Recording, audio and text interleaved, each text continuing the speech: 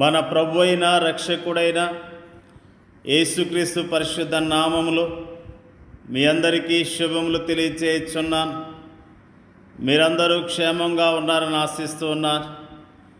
ఈరోజు బలపరిచే వాక్యము రాజుల మొదటి గ్రంథము 19వ అధ్యాయము 7వ వచనము. యెహోవా దూత రెండవ మారు వచ్చి అతన్ని ముట్టి, నీ శక్తికి మించిన ప్రయాణం సిద్ధమై ఉన్నది, నీవు లేచి భోజనం చేయమని చెప్పాను. ఏలియా ప్రవక్త విశ్వాసంతో అద్భుతమైన కార్యాలను జరిగించినట్లుగా దేవుని యొక్క వాక్యము తెలియజేయబడుతుంది. బయలు ప్రవక్తలను చంపినట్లుగా దేవుని యొక్క వాక్యము తెలియజేస్తున్నది.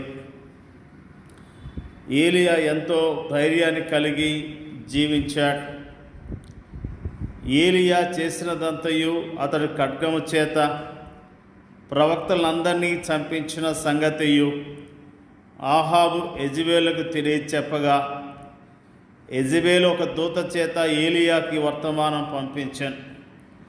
రేపు ఈ వేళకు నేను ఈ ప్రాణమును వారిలో ఒకని ప్రాణం వలె చేయని ఎడల దేవుడు నాకు గొప్ప అపాయం కలగజేయనుగాక. కాబట్టి అతడు ఈ సమాచారం తెలుసుకొని లేచి తన ప్రాణం కాపాడుకుంటకై పోయి యూదా సంబంధమైన బెయేర్షెబాకు చేరి అచ్చట ఉండమని తన దాసునితో చెప్పి, తాను ఒక దిన ప్రయాణం అరణ్యములోనికి పోయి ఒక బదరీ వృక్షం కింద కూర్చుండి మరణాపేక్ష గలవాడై, యెహోవా, నా పితరుల కంటే నేను ఎక్కువ వాడిని కాను, ఇంత మటుకు చాలును, నా ప్రాణం తీసుకొనమని ప్రార్థన చేశాను. అతడు బదరీ వృక్షము క్రింద పరుండి నిద్రించుండగా ఒక దేవదూత వచ్చి అతన్ని ముట్టి, నీవు లేచి భోజనం చేయమని చెప్పాను. అతడు చూసినంతలో అతని తల దగ్గర నిప్పుల మీద కాల్చిపడిన అప్పమును నీళ్ళబొడ్డియు కనబడిన కనుక అతడు భోజనం చేసి తిరిగి పరుండెను. అయితే యెహోవా దూత రెండో మారు వచ్చి అతన్ని ముట్టి, నీ శక్తికి మించిన ప్రయాణం నీకు సిద్ధమై ఉన్నది, నీవు లేచి భోజనం చేయమని చెప్పినప్పుడు నిజముగా ఏలియా పట్ల దేవుడు ప్రత్యేకమైన ప్రణాళికలు కలిగి నడిపించినట్లుగా మనము జ్ఞాపకం చేసుకుంటూ ఉన్నాం. ఏలియా విశ్వాస సమయాల్లో కాకోలముల ద్వారా పోషించబడ్డాడు. విధవరాలు గృహములో పోషించబడ్డాడు. అతని నిరాశ సమయాల్లో దేవుని దూత అతని కాపలాగా ఉంచబడింది. దేవుడే స్వయముగా అతనికి భోజనం పెట్టాడు. మనల్ని సంరక్షించి ఆదరించే ఒక అద్భుతమైన తండ్రి మనకు ఉండటం ఎంత అద్భుతమైన విషయం. దేవుని దూతచే నిద్రలేపబడిన ఏలియా చూచినంతలో అతని తల దగ్గర నిప్పుల మీద కాల్చబడిన అప్పమును నీళ్ళబొడ్డియు కనబడెను. ఏలియా దినములోని యెహోవా, సువార్త దినములోని ప్రభుని యేసే మన నిరాశ సమయాల్లో మన చుట్టూ కారు చీకట్లో ఆవరించవచ్చు. మనము కృంగిన సమయాల్లో మన హృదయాలను భయభీతులు ఆవరించవచ్చు. అలాంటి సమయాల్లో చేదైన తలంపులు మనల్ని నింపుతాయి. సనుగుళ్ళు గొనుగుళ్ళు మన నోటకు వస్తాయి. ప్రార్థన మన పెదవులకు దూరం అవుతుంది. అయినప్పటికీ మన పరలోకపు తండ్రి యొక్క సున్నితమైన సంరక్షణ మనకి ఎప్పుడూ దూరము కాదు. తన సేవకునికి మంచి భోజనం పెట్టి అతనికి మంచి నిద్రనిచ్చి అతని అలసట తీర్చిన తర్వాత దేవుడు అతనికి తాజా సూచనలు ఇచ్చాడు. తాను ఒక ప్రయాణం చేయవలసి ఉందని ఏలియా అనుకున్నాడు. కానీ దేవుడు అతనితో, నీ శక్తికి మించిన ప్రయాణం సిద్ధమై ఉన్నదని చెప్పాడు. ఆ సుదీర్ఘ ప్రయాణానికి ధైర్యం కావాలి, శక్తి కావాలి, విశ్వాసం కావాలి, వ్యతిరేకత జయించబడాలి.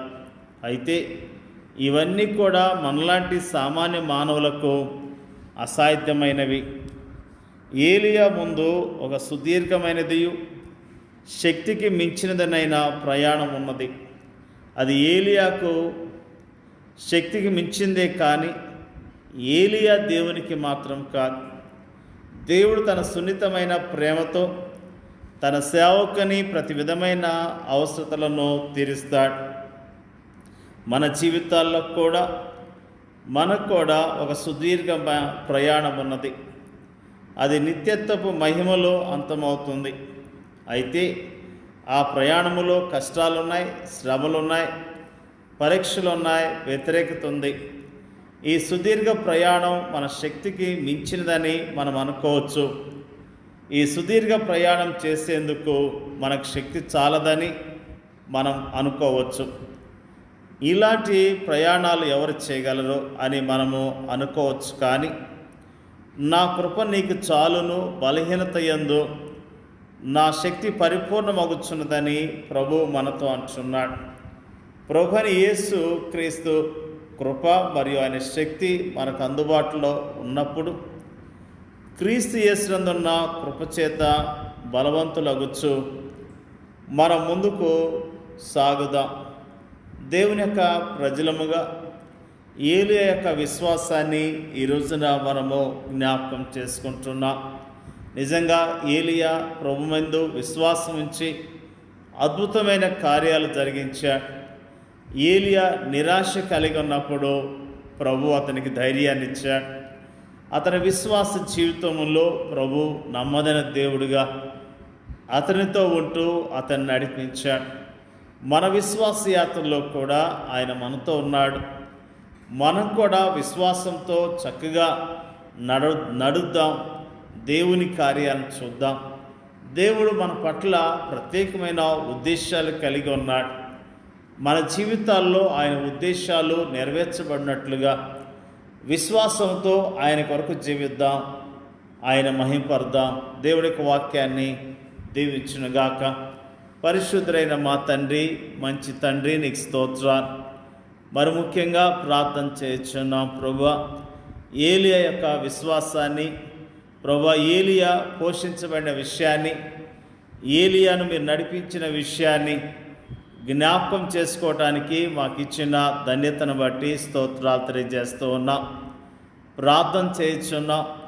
మరి ముఖ్యంగా ప్రభువా మా విశ్వాస జీవితంలో కూడా అయా మరి ప్రభువా విశ్వాసంతో జీవించడానికి కావలసిన నీ బలాన్ని, శక్తిని మాకు అనుగ్రహించమని అడుగుచున్నాం తండ్రి. నీకు వందనాలు తెలియజేస్తూ ఉన్నాం ప్రభువా. మా పట్ల నీకున్న ఉద్దేశాలు నెరవేర్చబడాలి. నీ చిత్తానికి లోబడి మేము చక్కగా ప్రయాణం చేయటానికి, యోగ్యముగా నేను మహింపరచడానికి సహాయం చేయమని ప్రార్థన చేయుచున్నాం.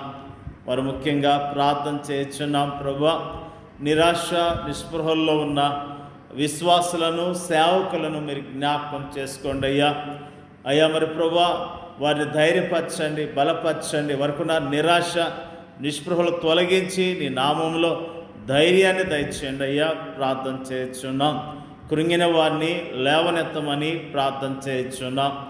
దుఃఖముతో, ఆయాసంతో ఉన్న విశ్వాసులను బలపరచండి అయ్యా. ప్రార్థన చేయుచున్నాం. నీ నామములో ప్రభువా పరిచర్య చేస్తున్న నీ సేవకులందరినీ జ్ఞాపకం చేసుకోండి అయ్యా. స్తోత్రాలు.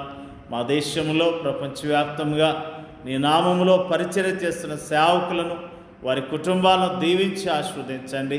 వారికి ఉన్న ప్రతి అవసరత మీరు తీర్చండి అయ్యా. స్తోత్రాలు. నిజంగా ప్రభువా నీ నా మహిమార్థమై మేమందరం కూడా జీవించడానికి సహాయం చేయండి అయ్యా. ప్రార్థన చేయుచున్నాం.